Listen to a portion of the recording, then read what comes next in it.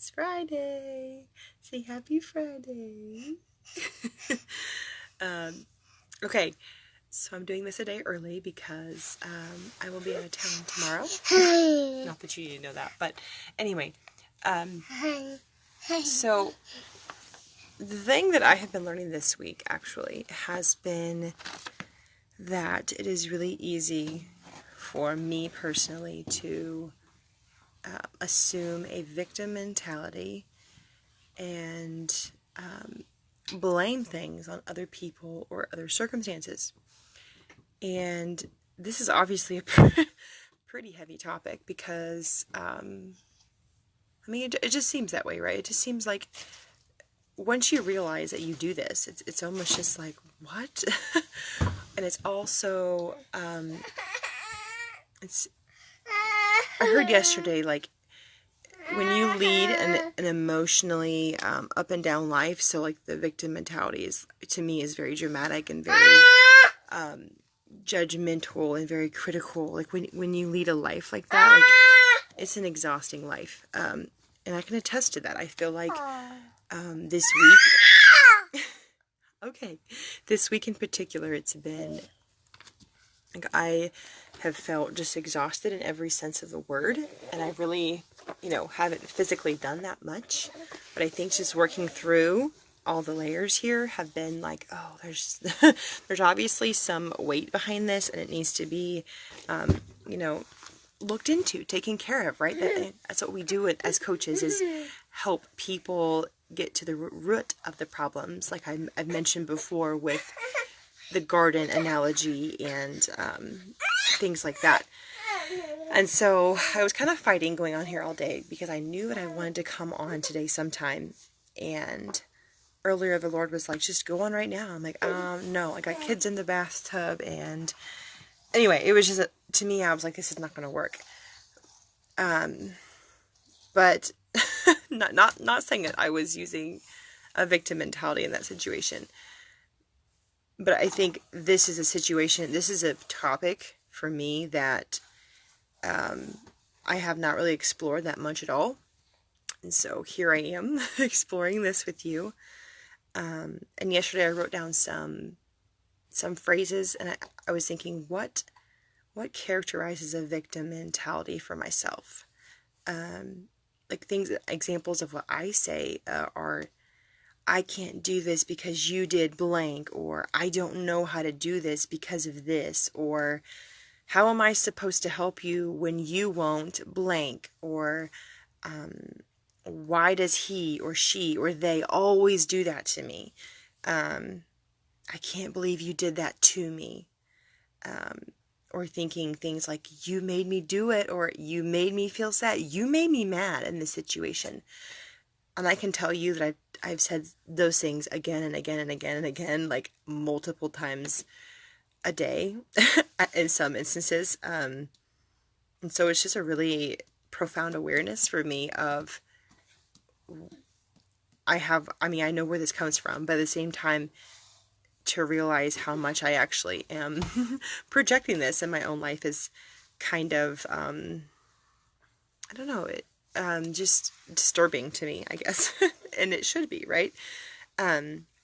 Because I think about when we surrender our wills to another, when we surrender our power to choose to a circumstance or a person, another person who doesn't have the right to choose for us,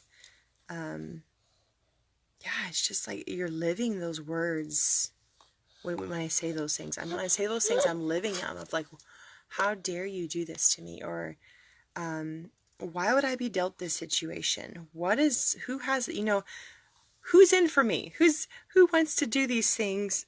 We don't eat Vaseline, but that's gross. Okay. Intervention.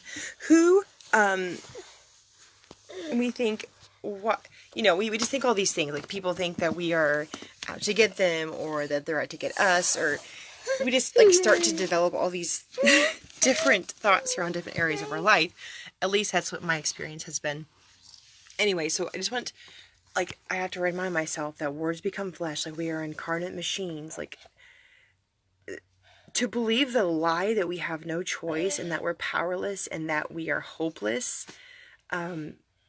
is just not true. Like, it's not, like, that is something the devil wants us to believe because it holds us back from becoming a better version of ourselves, one, and two, becoming the people that we are called to be, and three, maybe reaching heights we'd never even imagined we'd reach in our lives, right? There's just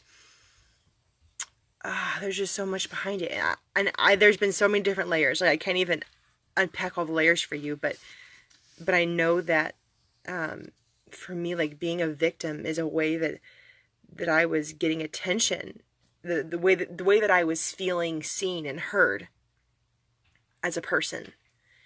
And, like, knowing that now, I'm thinking this is not the right way to be seen and heard as a person, because I deserve to be seen and heard as a person no matter what, no matter how I act. But also in spite of how I act, I still deserve that. But it was still just like a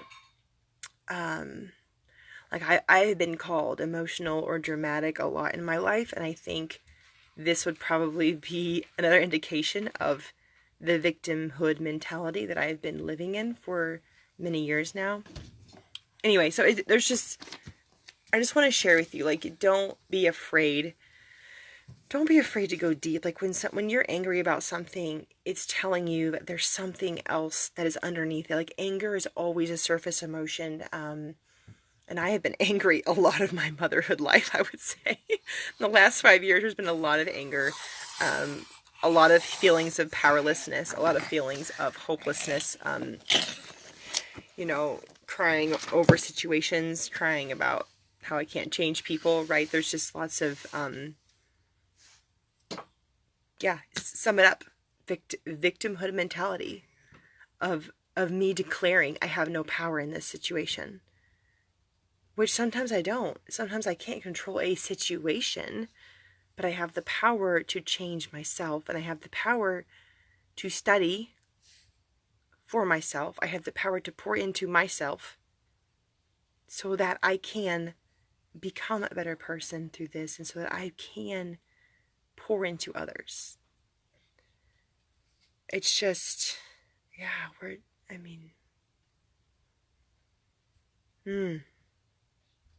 I've chosen this. It's a responsibility, and I have chosen this for how many years? And this is like the first time I'm going to say that I am aware of this, and I do not want to choose this anymore. It will take time. It will take time for me to get to be completely healed, I would say, and be completely transformed. But again, this is part one. I would love to keep you kind of updated in this whole journey of where I am, victimhood mentality. So it's a really big week. The last 3 weeks I've been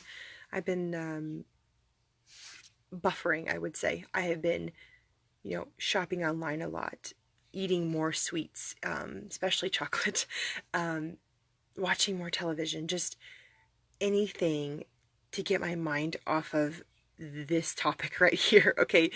And we do that. We have ways that we buffer because we don't want to face the pain. We don't want to face the fear. We don't want to face whatever nasty, gross feelings that are going to come up, and they will come up. Okay. Don't be afraid of those things. It's leading you to greater freedom. It's leading you to greater peace, greater joy in your life.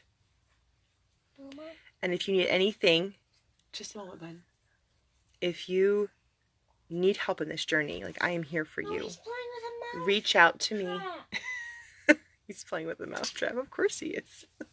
Can you grab it from him, please? I can't. This is live, y'all. I can't. You can. You just don't want to. Okay. Mousetrap, anybody? Hey, bud. Let's stick you. Let's not play that. Anyway, I'm here. Reach out. Gotta go. Have a great weekend.